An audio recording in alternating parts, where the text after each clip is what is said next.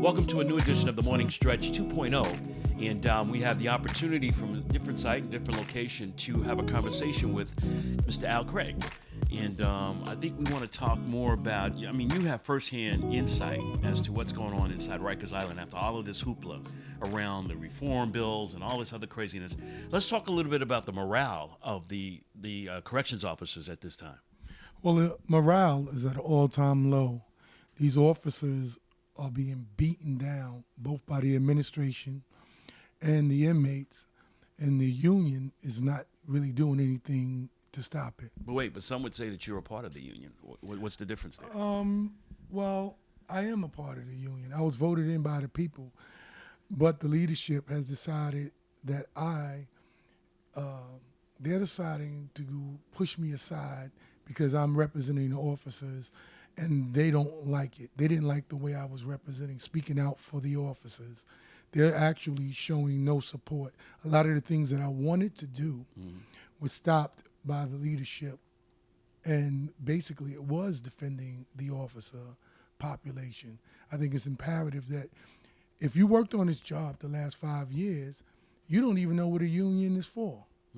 So let me ask this question. So you're on the board and what have you. What role were you to play? And what was your position with regards to being a part of the corrections board? Well, I was voted in by the officers for first citywide trustee. That was my position. That is my position.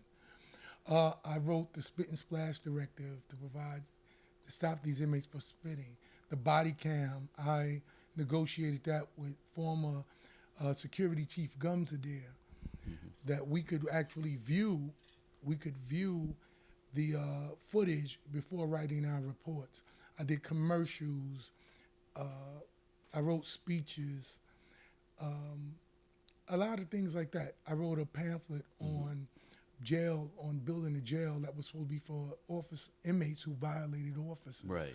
And it didn't go anywhere because it wasn't supported by the president of the union.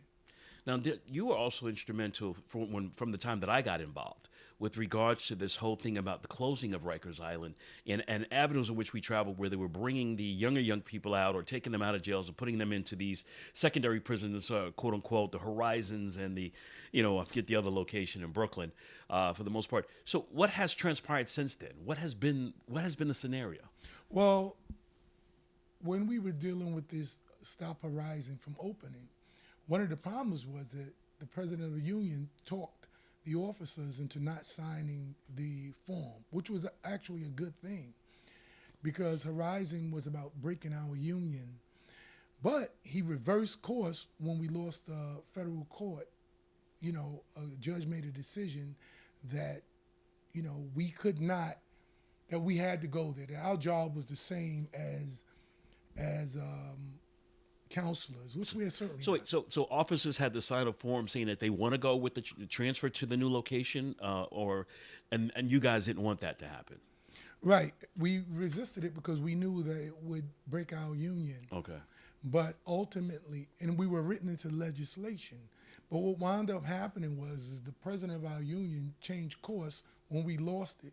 And some people, unfortunately, were terminated. Oh. And he switched it up, and then he sent them a letter telling them that they had a certain time to sign, which I really thought was crazy because it should have came from the department, but he took that position.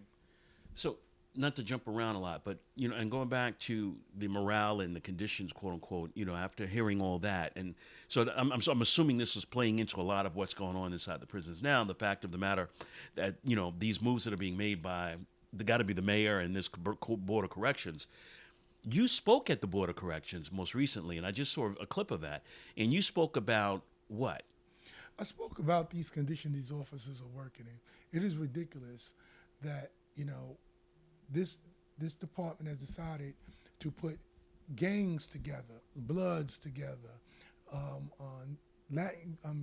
Spanish gangs together, all in one area, and then send one officer on the floor to supervise them. PD would never tell a cop to go into a house and arrest 10 gang members by himself.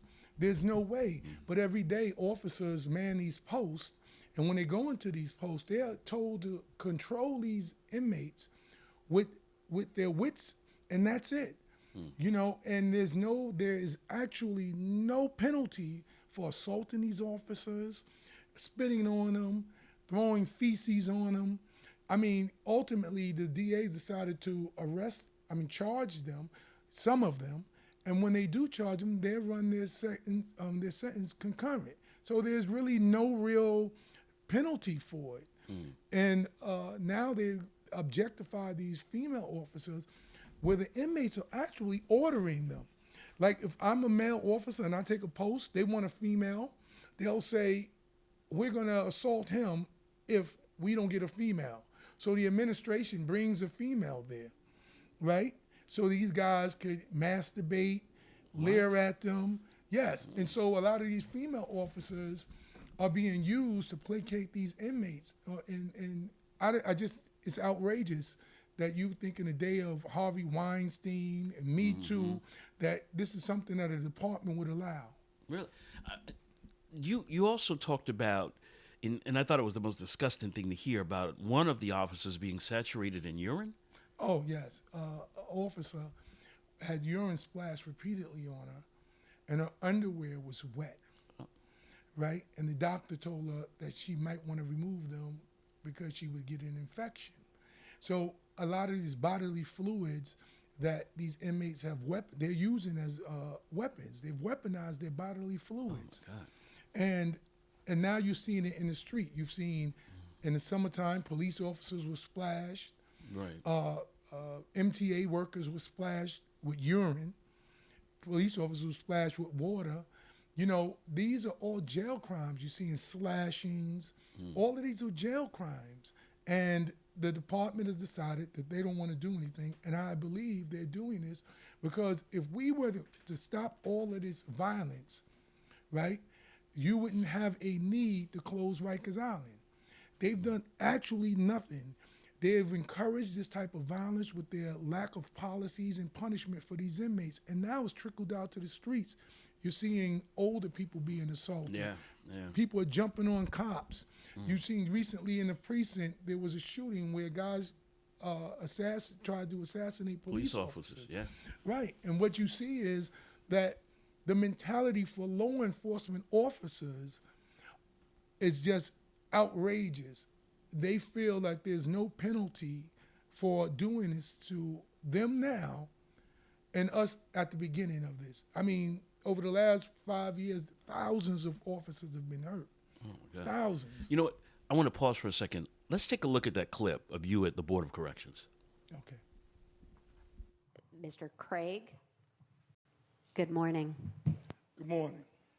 I'm here to speak about this variance, enhanced supervision.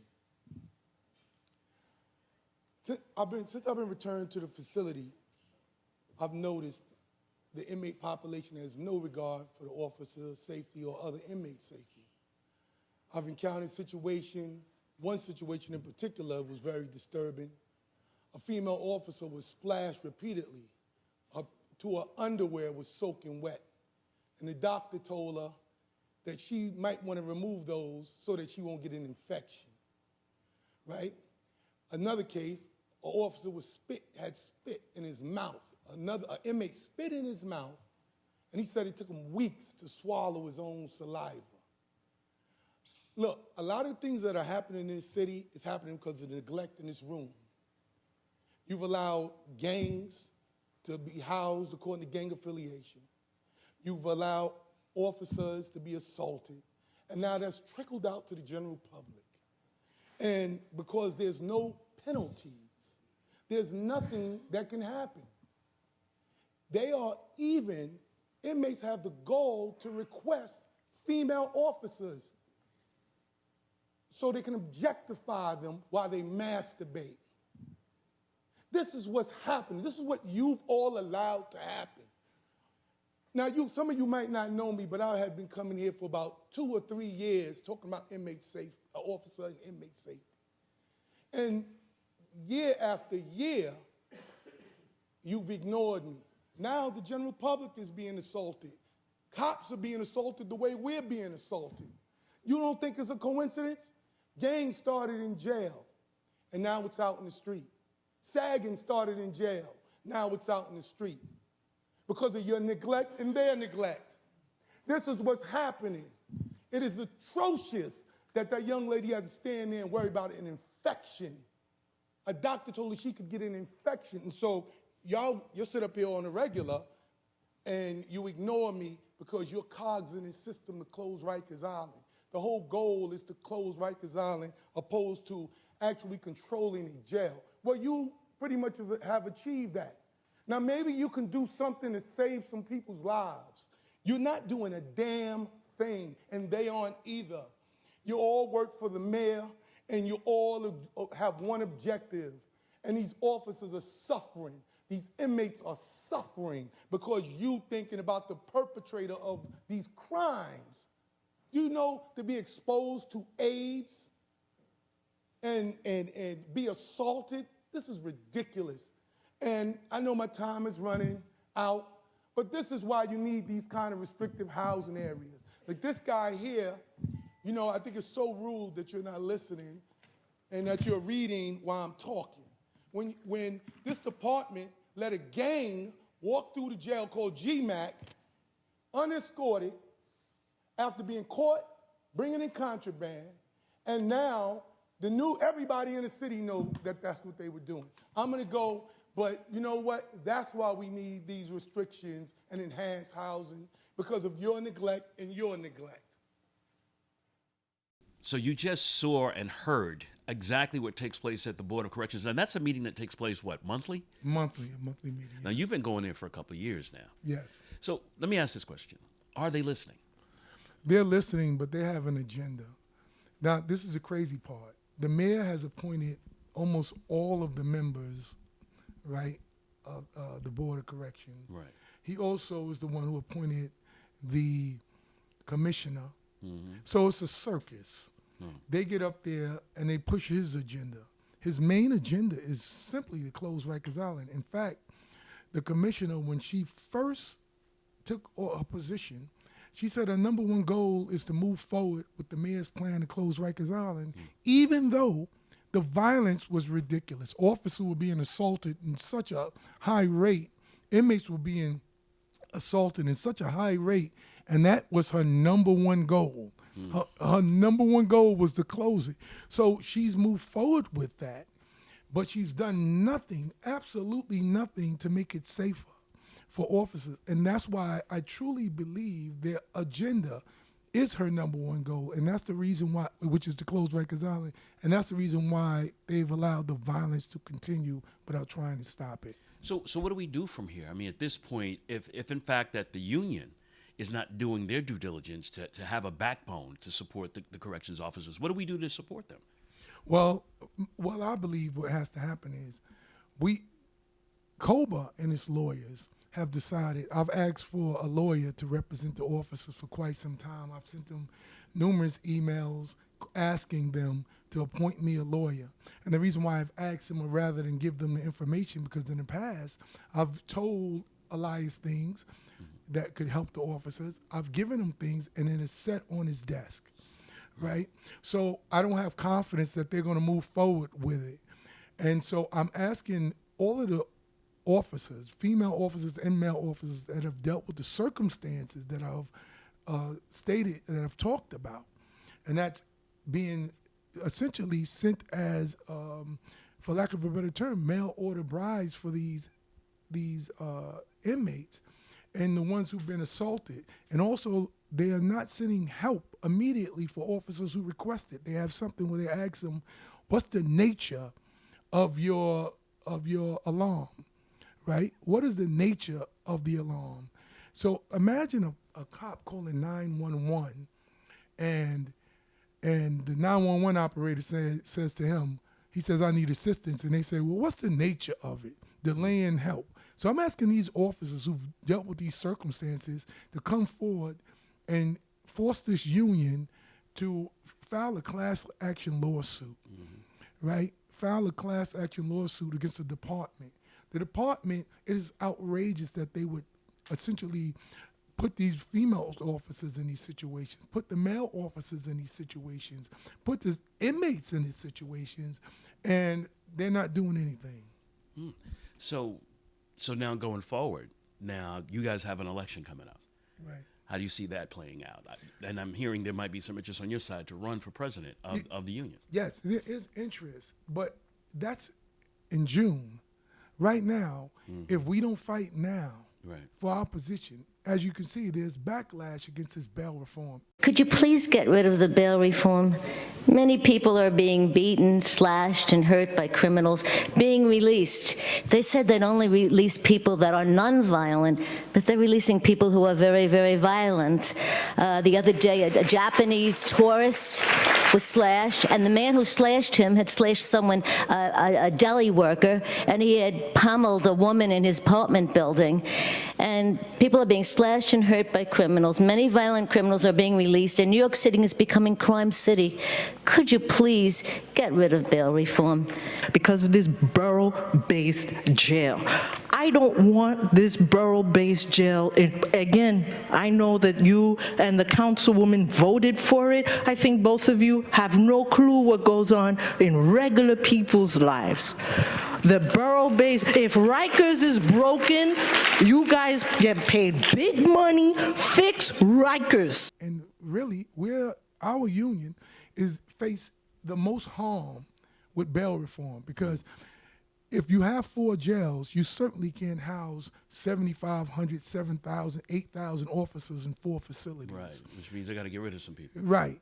So this ridiculousness that Elias Hussein, the president, is saying that it won't happen is outrageous. Elias and the former president, Norman Seabrook, told me a long time ago, the reason why they stopped Martin Horn, who's a part of the Littman Committee, from building jails is that they heard from the Pennsylvania corrections that if he would build jails so that they would need fewer officers. So for Elias to act like he doesn't know that is disingenuous, to say the least. Wow. I mean, I don't. What I guess, and I know, having talked to you on a number of occasions or whatever, your major concern is what happens to the officers. Yeah. Now, are we losing officers through attrition, or are we losing officers? Are they just going to be blatantly fired? Over the last week or so, they put out a directive saying that all investigations would be handled outside of the facilities. I believe that's a way to eliminate officers. There's no way that the integrity of an investigation can be held when the same person is investigating the uses of force as well as prosecuting. So that's what they're going to use to get folks out, saying Yes. that they had these certain number of uses of force and Uses of force, if you get into any, if you get sick, if you wait, if you get sick, that's held against you. Yes, but the crazy part is, like, if I get hurt in a use of force, I get assaulted, an inmate jumps on me and beats me, and I have an injury, but tomorrow I come back to work, right, trying to be a good officer, and I show up the next day. When I show up, right, what happens is I'm penalized. So if I stay out, I'm not penalized. But if I show up, right, come to work, and then go out because of I can't work anymore, so much pain, I'm penalized. How crazy is that you would penalize an officer for showing up, right, trying to come to work and work through the pain, right, and he can't bear it. I have one officer who tore her rotator cuff, right? She got assaulted. She came to work, and when she came to work, what wound up happening was she was in so much pain, she couldn't even hold her arm up. So she went back out, and they penalized her. Wow. They'll take your post, they'll take your position, not your correction position, but your post, your tour, and it affects your family life when you just a victim of an assault. No. So, but you're inside the jails every day almost, and what have you, and you see everything that's going on. What is the sense, because we in the community only hear what's in the news, what is the sense with regards to these community-based organizations that come in but have actually more access than the officers? What is that all about? It's about, look, this is a crazy thing. You giving people who are former inmates access to the whole facility, right? They walk- Unvetted? Unvetted for No, access? they're vetted through the mayor's office. So you give these people access to the whole facility, right? They got an ID card. They can walk around. This is the crazy part. But like if I went to an area that I'm not assigned, I could be brought up on charges. But you have former inmates walking around the jail freely, unescorted. How crazy is that? But if I walk to a place where you are, a post where you are, I'm in an unauthorized area. Wow. And then you had this whole big thing about what are these things? These things that they're bringing in, contraband and stuff of that nature. How does that play out? Because some people are hearing officers are participating and joining forces with some of these community-based groups and doing that, and there's supposed to be some investigations going on around that. Oh, there's certainly officers bringing this stuff, and they should be dealt with accordingly. I mean, we cannot, if they're found guilty of doing it. Because that puts first you and guys in foremost. jeopardy. Yes, Yeah. it certainly does. Puts everybody in jeopardy. But, and I make no excuses for those, the conditions where, just imagine this, you're in your Superman costume, which is your uniform, with your shield on your chest, and you're being beaten, spit upon, have feces thrown on you, and nobody is doing anything. From the city. Right, from the The department. administration of the department. Right. So now, this is the crazy thing. A guy can spit in my face, and I'll have to be stuck on a post with him because they can't move him anywhere. So now, imagine a guy spitting in my face, and I'm sitting there watching him taunt me for 8 hours. Then the next day, he taunts me again, right? Or he'll call 311, and they'll move me. They won't move him, but they'll move me. So they're beating these officers down. They're housing them where they have to control the whole gang. And then a lot of them are succumbing to the pressure of, yo, there's nothing I can do. And so you guys will wind up being written up, or possibly even fired if you defend yourself. Yes, And there's no recourse yes. after that. Yes, and so they're not. There's no discipline that they're enacting at all. There's none whatsoever. If you write an infraction, nothing really happens because they have nowhere to put them, and they have these special units that they're supposed to put them in, but very few of them go there because they want to keep the count down in these housing to show like there's a reform working. You know, so the officers are suffering because of it. The key thing is right now, we can't wait to June 2020. If by June 2020, it's important that they move forward with this closing Rikers Island. They have to get it down to 4 jails, right? So they can prove they can manage with 4 jails before they start building. They also going to build these jails which we don't have any physical contact because the department and the city has been very successful in promoting that we are the reason for the violence. So they're going to not have any physical contact with the inmates, and you're going to need fewer officers. Right. So if we wait to June 2020 to get elected and not fight now, we're going to lose a lot more officers. And a union has 2 functions. A union they have to get jobs and preserve them, and create and allow fight for a safe work environment. This union hasn't done either. So what does a Al Craig administration look like for COBA? Well, what I really want to do is to actually get all of these people that care, that really care. You and say that- people, you mean the officers? Officers that care. See, the bottom line is a lot of times when you've been doing something so long, you've been detached from it, right? You're so detached from it that they have neglected the jails. It's not helping us throwing a party for the closing of jails, which really Which I blows my heard mind. something like that happened. Yeah, you're the president who's supposed to preserve jobs, and you're actually throwing parties for closing of jails. Like, I don't even understand. And each post is a job. So if you have fewer posts, then you will need fewer officers. Right. It's just common sense. And what needs to happen is that the retirees need to participate. They're going to be impacted. This union has ostracized the retirees. I want the retirees to be part of it. I want them to come to Albany and argue their position for more better health care and better benefits. In the past, this union has done nothing but insulting them, leaving them to only vent online. They need to be active at the table. Right. The new officers, look, you can't hold on for something forever. You have to prepare the young people for the fight. And this union is always trying to hold on. You've done it. The president of the union hasn't been in the jail in 25 years, right? Imagine you going back to your old neighborhood 25 years later. Would you really know what was going on? Not at all. So, like, really, and he's totally inactive, but this is not about him. It's about us. And what are we willing to take? That goes for the retirees, the active officers. You know, we need to understand, and this is on all ranks. The other unions have remained quiet about this as well. When they talking about laying off officers, Patty, the president of the captains union, recently did an article in the Chief and said, you know, they can't fit 900 captains in 4 jails. So he understands that it's them too. They're going to be laid off too. The DEPS union, you're not going to need 100 DEPS in 4 jails. So we all uniform members have to get involved in this. And the retirees too, all of you with websites, and you have to get the message. This is not about me. This is about us.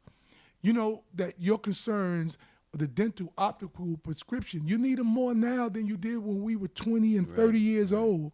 And the reality is, with the exception of a few of the board members, Amelia Warner, Joey Bracco does an excellent job with the benefits. You know, with the exception of a few of them, only thing they've been concerned with is the positions. And the guy, whoever wins, that takes over in June, right? He's going to have to, he or she, whoever runs, and I'm hoping that it's me and this New slate of people, officers both, that care. both senior, that's right, senior officers, new officers. We have to start, and retirees. We have to bring these people to I'm not talking about be an active part of the board, but be an active part at the table. We go to Albany and the buses are empty, but we got retirees who are willing to participate, but for decades they've been ostracized by the union. In fact, in a meeting in September of last year, the retirees were forced into a little room. They couldn't even participate in anything. And we have to engage all members. We need all hands on deck. So in corrections, we push the alarm when we need assistance. I'm pushing the alarm. I'm asking everybody to participate in this. I don't care if you like me, you don't like me, but if you love your families and you love these opportunities that this job is giving you, we need everybody. On deck, right. So, you know, just to double back a little bit and what have you. Now, I've also testified at the Board of Corrections, particularly when all of the assaults were taking place, so to speak, and we had numerous numbers of those. And and maybe you could balance this out, because for the life of me, I don't understand what President Elias Hussamuddin was thinking and whatnot, where he asked me to come on board to make noise about the issues that were going on, but from a community standpoint. And that way the community was well informed about the issues. And I did that. However, then it turned around. He came to me and he says, I guess maybe my the way that I did it was a little too strong for him, because I started getting accolades from the members. And it was even so, and I think I pointed it out to you, that was written on a couple of websites where people said, Tone, you should be our president. Not that that's not a position I would go after, because I'm not a corrections officer, but I think he was insulted by that, and in fact turned around and tried to make me out to be the bad guy now, because his ego got the best of him. So I understand that dynamic when you talk about having the right leadership in place, because you can't have a leader who's more about himself than he is about the people that he's supposed to stand for. And I was under the impression, given that when I was brought on board to act as a consultant in the community, that this is the route that he wanted to go, that he wanted the community to know that these are the issues. But yet here it is, you're able to eloquently put it out there and not have an ego behind it. I mean, like, truthfully, it's not about me. It's really not. My whole career, I've been fighting for officers. In fact, it was Elias who came to me 3 times and asked me to be a part of this. I didn't ask to be a part of this. My goal was simply to help officers. I think I've done it, but I could have done more. And that's why I'm doing this. I'm not doing this. I'm doing it because I know that we can do it if we all join forces. We have to actually talk to the public. The public doesn't not only know from, they don't have our perspective. You know, I did a lot of commercials that wound up nowhere, right? That showed So wait, us. you produce commercials to Along- educate and give information? Right. And they never went anywhere. They see, and that's why I'm asking these officers to join me in putting pressure on COBA to actually file these lawsuits against the department for dehumanizing us. You know, so let's circle back to this thought process and what have you. And if you look dead into these cameras and say to the officers, what has to be done now? Let's reiterate that. What has to be done right now? Right now, what we need to do is force COBA's hands to do something now. They've remained silent. Right now, we have a good opportunity with the bail reform being looked at. We're the ones who's going to be impacted most by bail reform. And the reality is that what we need to do is force them to sue. And the reason why I'm going public with this strategy is because I've tried in the past and they won't help me. They just won't. And in order for us to do something right now, because if we don't, we won't be able to do anything later. We have to sue. They've created an environment that is so outrageous, right? Yeah, COBA has a federal lawsuit, but they won't let us utilize a lot of the things that we can utilize. And one of them, for example, they're not using the punitive segregation. I mean, they've totally ignored that.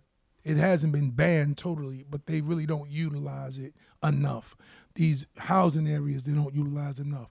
But I want all the people that have had these things happen to them, the way you called for assistance and they sent it away, right?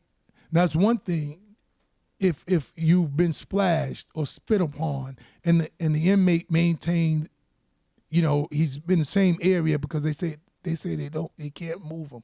I need them people to step forward. The female officers who've been objectified by being forced into these housing areas under these ridiculous conditions to where inmates are luring at them, fondling them, masturbating in front of them with no consequence.